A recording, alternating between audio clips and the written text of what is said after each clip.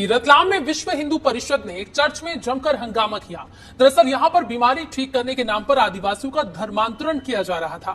इसी बीच विश्व हिंदू परिषद की चर्च के पदाधिकारियों से झूमा झटकी भी हुई। इस रिपोर्ट में देखिए। मध्य प्रदेश के रतलाम में धर्मांतरण का एक बड़ा मामला सामने आया है। यहाँ आमली पाडा गांव में आदिवासियों के धर्मांतरण का एक बड़ा खेल एक खेत में खेला जा रहा था। बीमारियों और जिंदगी के दुख दर्द दूर करने जैसे प्रलोभन देकर भोले भाले आदिवासियों को बरगला कर ईसाई बनाया जा रहा था। और जब इस बात का पता हिंदू संगठनों को लगा तो बस हंगामा मच गया। गांव के पटरी पर समीप एक खेत के अंदर शायद तथाकथित रूप से काफ़ी समय से एक चर्च बना रखा है, जहां पर आज जैसे सूचना प्राप्त हुई संगठन द्वारा, तो वहां पर हमने जब गए और वहां हमने जब जाकर देखा तो लगभग 200 से 300 आदिवासी महिलाएं और पुरुष लगभग वहां पर प्रार्थना सभा में बैठे थे। और वहां पर लगभग इस प्रकार के सेवा के नाम पर और उनके उपचार का नाम पर ऐसे लोगों को भी बिठा रखा था जिनको ईसाईयत के नाम पर धर्मांतरित किया जा रहा था।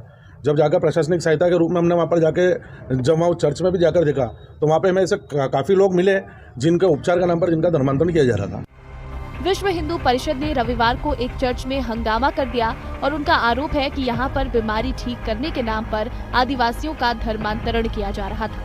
यहाँ प्रार्थना सभा में 200 से ज्यादा आदिवासी जुटे थे, जहाँ अलग अलग गांव से लोगों को बुलाकर प्रार्थना सभा के नाम पर धर्मांतरण किया जा रहा था, जिसको लेकर विश्व हिंदू परिषद की चर्च के पदाधिकारियों से झूमा झटकी भी हुई। और इस बीच हंगामे की सूचना मिलने के बाद पुलिस मौके पर पहुंची और लोगों को समझाने में जुट गई। हिंदू संगठन के द्वारा कुछ सूचना प्राप्त हुई थी कि हमारे थाना क्षेत्र में आमलीपाड़ा में एक खेत में चर्च बना करके कुछ लोगों के आदिवासी लोगों का धर्मांतरण किया जा रहा है। तो उसके संबंध में हम लोग वहाँ गए थे और प्रकरण प्रकाश में लाया गया है और इसकी अभी जांच की जा रही है और जैसा भी जांच के बाद आएंगे तथ्य उस तरह की कार्रवाई की जाएगी। रतलाम के लकिया गांव में खेत में तथाकथित रूप से चर्च में धर्मांतरण का खेल खेला जा रहा था। चर्च में 200 से 300 आदिवासी लोग प्रार्थना सभा में बैठे नजर आए, जो सेवा और उपचार के नाम पर धर्मांतरण के शिकार हो रहे थे। लेकिन सवाल ये उठता है कि आखिर प्रशासन क्या कर रहा था और खेत के अंदर ये चर्च कैसे संचालित हो रहा था, इसकी परमिशन कैसे